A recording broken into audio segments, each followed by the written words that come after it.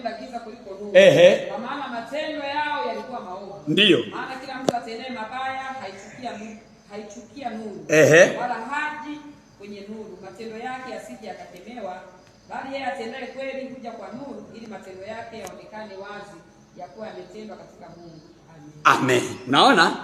Naona mtu ambaye anagiza hapendi kuonywa, hapendi kukemewa. Huwa anapenda abaki kwenye makanisa ambayo hayakemei dhambi. Anapenda abaki watumishi ambao hawakemei dhambi, hawana maonyo. Hataki aje mahali ambako anafundishwa, anaambiwa ukifanya hiki utakuwa hivi, ukifanya hiki utakuwa hivi. Anasema kwa sababu nuru ilikuja, wakaikataa nuru, wakalichagua giza. Amina. Kwa hiyo unapokuwa una Yesu maishani, una faida ya kuzaliwa mara ya ngapi? Mara ya pili. Na kwa faida hiyo ndipo utapata neema ya kurithi ufalme wa Mungu. Cha pili, unapokea uwezo wa kuwa roho. Kumbuka mwanadamu ni roho, lakini kama hauna Mungu, wewe ni nyama tu. Kwa maana ya nyama ni kwamba wewe ni mwili, ukipigwa na roho unafariki tu. Ndio maana unapokuwa na Kristo unaweza kuona mambo ya rohoni.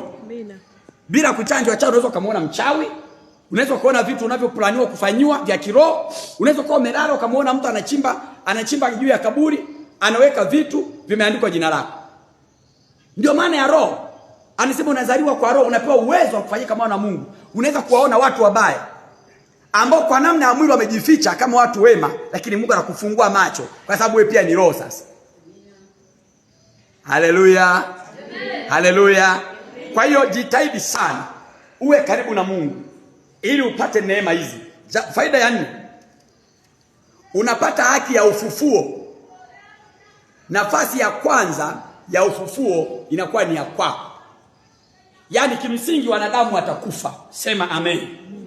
Hata wewe hapo ulipo utakufa. Unapoona watu wanakufa wanazikwa, sio kwamba wewe utakufa. Na wewe kuna siku itakuja utalala, na wewe watu wanakuambia wanakuita fulani uitike umenyoka namna hii. Hata wewe kuna siku utakufa. Kama unaogopa kufa, habari ndio hiyo. Lile lishuka leupe linamhusu kila mtu.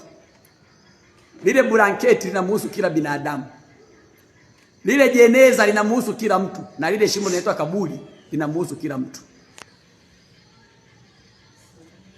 Kaburi ni nyumba tu ambayo kila mtu apendi awe nayo. Ni tofauti na hizi nyumba hizi tunatamani kuwa nazo, lakini haina tofauti, kwa sababu kazi ya nyumba ni kutunza mwili. Kaburi ni nyumba inayotunza mwili wako baada ya kuwa una uhai. Ila watu wengi wapendi kujengewa hii nyumba. Ila hiyo nyumba ni ya lazima. Wakati ukifika lazima watu wakujengee. Hii ndio nyumba unayojengewa bure. Amina. Sasa baada ya kuwa mtu amekufa, sema amen. Baadaye Mungu anatuambia liko tumaini kwa wale ambao wamekufa katika